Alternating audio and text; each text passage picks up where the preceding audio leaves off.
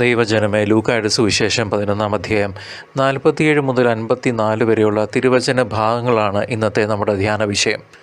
ഈ സുവിശേഷം കർത്താവായ യേശുവിൻ്റെ ശക്തമായ നമ്മോടുള്ള ഒരു മുന്നറിയിപ്പുമാണ്. യേശു ഫരീസയരോടും നിയമജ്ഞരോടും പറഞ്ഞു, നിങ്ങൾ പ്രവാചകന്മാരെ കൊല്ലിച്ച പിതാക്കന്മാരുടെ കല്ലറകൾ പണിയുന്നവരാണ്. അതായത് അവർ പ്രവാചകന്മാരെ ബഹുമാനിക്കുന്നുവെന്ന് പറയുമ്പോഴും അവരുടെ വചനങ്ങൾ അവരുടെ സ്വന്തം ജീവിതത്തിൽ സ്വീകാര്യമായിരുന്നില്ല. പുറമേ ഭക്തിയും ആചാരങ്ങളും ഒക്കെ ഉണ്ടെങ്കിലും ഉള്ളിൽ ദൈവവചനത്തോടുള്ള അനുസരണയില്ലായ്മയിൽ അവർ ജീവിച്ചു. യേശു പറയുന്നു, നിങ്ങൾ വചനത്തിനോട് വാതിൽ അടയ്ക്കുന്നവരാണ് എന്ന്. സഹോദരങ്ങളെ, ഈ വചനങ്ങൾ നമ്മെയും ആത്മപരിശോധനയിലേക്ക് വിളിക്കണം, നയിക്കണം.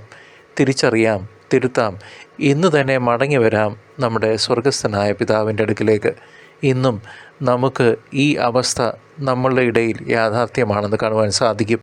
നാം ആരാധനകളിലും പ്രാർത്ഥനകളിലും ചടങ്ങുകളിലും പെരുന്നാളുകളിലുമൊക്കെ സജീവരാകുമ്പോഴും ഹൃദയത്തിൽ മാറ്റം ഉണ്ടോ?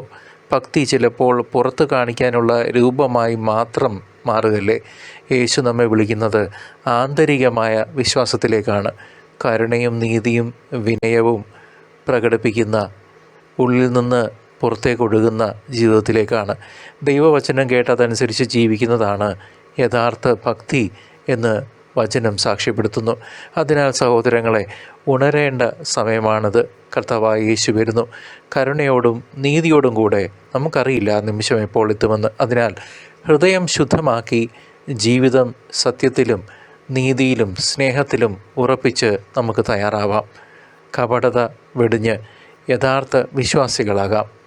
സമയം സമാഗതമായിരിക്കുന്നു. കർത്താവിൻ്റെ വരവ് സമീപിച്ചിരിക്കുന്നു.